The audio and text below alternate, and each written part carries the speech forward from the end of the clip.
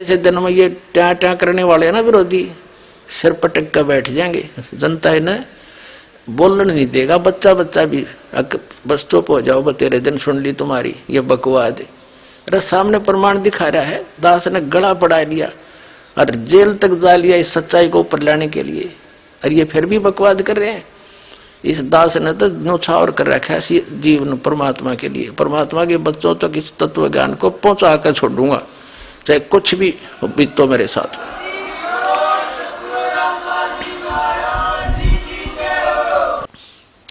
और ये महर्षि दयानंद के अनुयायी विशेषकर जो इस आर्य समाज के अंदर कुछ पद प्राप्त हैं, जो प्रवक्ता हैं, आचार्य हैं, वो अब भी इस सत्य को आंखों देखकर भी ना स्वीकार करना चाहते हैं और न ही समाज को करने देना चाहते हैं, जिसके परिणाम स्वरूप इन्होंने करोथा कांड करवाया।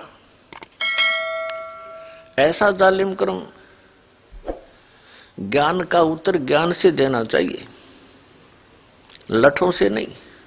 वो तो दुष्ट लोग होते हैं जो हिंसा करते हैं। सतलोक आश्रम करोथा को चारों तरफ से गिरवा दिया इन अपने अनुयायियों से, झूठ बोल के, सच्चाई से परिचित ना करवा के, और 3 दिन तक वहां सत्संग के लिए उपस्थित भक्तों को वो परेशानी दी, उसको याद करके कलेजा मुंह को आता है। यहां आश्रम के अंदर नवजात शिशु, रोगी व्यक्ति, बूढ़े बुजुर्ग आते हैं। पूर्णिमा का अवसर था, सत्संग सुनने के लिए भक्तजन आ रहे थे। कुछ आ चुके थे क्योंकि 9, 10, 11 का सत्संग था जुलाई 2006 में। तो उन दुष्ट लोगों ने आने वाले भक्तों को पीटा, बहन बेटियों के साथ बदतमीजियां की, और पुलिस वहां साथ खड़ी थी, क्योंकि हरियाणा का जो मुख्यमंत्री है श्री भूपेंद्र सिंह, ये भी आर्य समाजी है। इन सब को इन्होंने भ्रमित किया, आचार्यों ने, जनता को भी, मुख्यमंत्री को भी,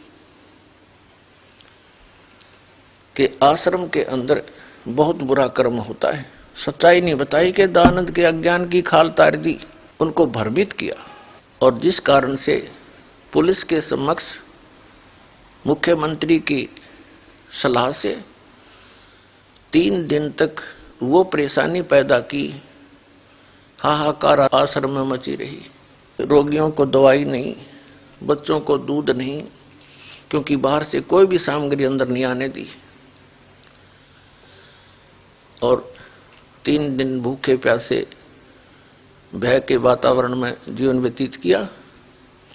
और 12 जुलाई 2006 को, सन 2006 को आक्रमण करवा दिया, चारों तरफ से घेर लिया आश्रम को।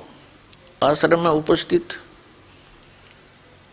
भक्तों ने उन बूढ़े बुजुर्ग, रोगी और नवजात शिशुओं की और लेडीज की, बहनों की रक्षा के लिए हवाई फायर किए। और तीसरे दिन हमारे ऊपर एक झूठा केस बनाकर 302 का हमें जेल में डाल दिया, आश्रम छीन लिया, लुटवा दिया। पुलिस की प्रेजेंस में चोरियां करवा दी, एसी तक उठवा दिए। तो पुण्यात्माओं, इस सब जुल्म का कारण वो आचार्य हैं, वो प्रवक्ता हैं, जिनको स्वयं ज्ञान नहीं था कि महर्षि दयानंद सचमुच इतना बुद्धिहीन था। न उसको वेद ज्ञान था, न उसको खगोल भगोल का ज्ञान था, और न ही वो समाज सुधारक था। ये उनकी पुस्तकों में लिखा था, दास ने पढ़ा और आपके रूबरू कर दिया। तो इन आचार्यों को, इन प्रवक्ताओं को समस्या पैदा होगी कि तुम्हारे ही अनुयायी तुम्हें धिक्कारेंगे कि अब तक तुम के पढ़ा करते, इसमें क्या बताया तुमने, हमारे को लोक वेद सुनाते रहे। इस डर से इन्होंने जनता का ध्यान बांटने के लिए क्रोथा कांड करवा दिया। इन्होंने जब देखा कि रामपाल फंसा नहीं, आदमी कोई मरा नहीं, और ये तो बात बिगड़ गई। आश्रम का नाश करने के लिए, प्रचार बंद करवाने के लिए इन्होंने स्वयं ही एक व्यक्ति को मार डाला, क्योंकि शराब प्या के बदमाश ला रखे थे, स्वयं भी इनके अनुयायी आए हुए थे। तो इन्होंने सुनियोजित तरीके से वो जुल्म कर दिया। उस मृतक के सब लक्षण प्रत्यक्ष करते हैं कि आश्रम से चली गोलियों से उसकी मृत्यु नहीं हुई। ये लैब जो लेबोरेटरी होती है जहां से सरकार ने खुद जांच कराई है, उस लेबोरेटरी की रिपोर्ट में FSL रिपोर्ट वो बताते हैं, उसको बोलते हैं, उसमें स्पष्ट किया गया है। हम आश्रम के अंदर बैठे थे, आश्रम से बाहर नहीं गए, हमारे ऊपर आक्रमण किया गया। SDM रोहतक अपने आदेश में लिखता है कि मैं भी वहां उपस्थित था, और उपस्थित पुलिस ने वहां पर जो प्रोटेक्शन में थी बहुत बचाव करने की चेष्टा की, लेकिन भीड़ उग्र थी, वो काबू नहीं आई। तब पुलिस ने मुझे राय दी कि इसको कब्जे में ले लिया जाए, आश्रम को खतरा है, और मैं भी सहमत था इस बात से, क्योंकि मैं वहीं पर था, SP DC भी वहीं पर थे। आश्रम कब्जे में ले लिया गया। फिर झूठा केस बनाया गया कि पंचायत आई थी रास्ता खुलवाने के लिए, रास्ता जाम वो खुद कर रहे थे।